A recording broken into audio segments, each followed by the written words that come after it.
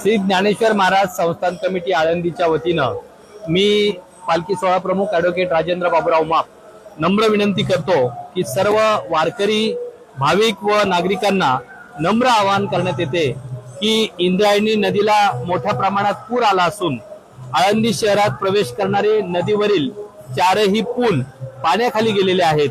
त्यामुळे सध्या आळंदी शहरात येणं सुरक्षित नाही।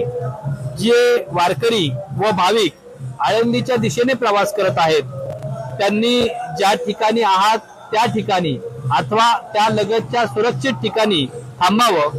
आळंदीमध्ये येण्याचा कुठल्याही प्रकारे प्रयत्न करू नये। या ठिकाणी पुराची परिस्थिती पाहता आळंदी देवस्थाननं योग्य त्या सर्व दक्षता घेतलेल्या आहेत। महसूल प्रशासन असेल, पोलीस प्रशासन असेल, भाविक भक्त असेल, यांना नम्र आवाहन करण्यात येत आहे की आपण ज्या ठिकाणी असाल त्या ठिकाणी सुरक्षित थांबावं।